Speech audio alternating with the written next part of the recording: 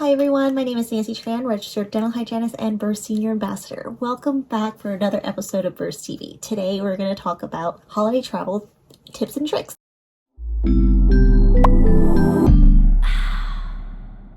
What I like to recommend to my patients, especially when they have a difficult time establishing a good oral hygiene routine. And I really hate to see, or I see it pretty often, that they go away for a weekend trip or they work away from home for a week or two at a time, and they lose that good routine that they just established, mainly because they don't want to travel with their electric toothbrushes or their water flossers. So I'm going to talk about what I like to do when I'm traveling and why it makes sense to me, and hopefully it works well for you guys as well too, whether you're a dental professional recommending to your patients, or if you are a dental patient that's watching this video, you're looking for new tips and tricks on how to make your life easier but benefit your oral health for the long run. So you're probably wondering where my brush head and my tip for my water flosser is when I was showing it to you earlier in the video. That's because I don't travel with them attached to the brush head or the water flosser unit itself. Two main reasons. One, it actually reduces the size, so it keeps it a little bit more compact, and two, it actually keeps it more sanitary because I don't travel with an exposed brush head or tip. I actually travel with brand new tips, so that when I reach my destination, I start with fresh new tips and a brush head, so that I know exactly where it's been.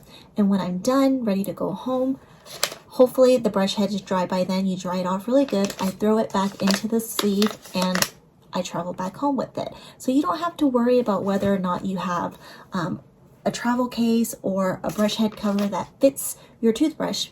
I don't recommend brush head covers anyways because it actually holds moisture and thrives with bacteria in there. So I wouldn't want that in my mouth after traveling. Main reason I like to travel with my dentrifices and my products that I use at home, because if anything needs to be disrupted, your oral hygiene routine is probably the last that needs to be disrupted, because it's so important for you to maintain a healthy smile. Things can change within 4 to 7 days. So if you're traveling for a week or two, it only takes 4 to 7 days for you to start noticing a difference in your mouth. So if I can do anything to help my patients be better at maintaining their routine that they work so hard to develop, that's probably one of the main tips that I have for you, especially during holiday travel. You don't know how busy or how lazy you're going to be. At least this is something that you can rely on. Your floss and your toothpaste, that's something that you can probably sacrifice and try travel sized or whatever your family members will have, but this is like your arsenal. You should always travel with your arsenal, what you know works for you, and try to reduce that risk as much as possible. The water flosser has its own little sleeve.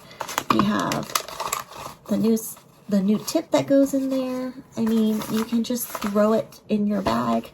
The berry toothbrush has the travel case, so it just goes right in there.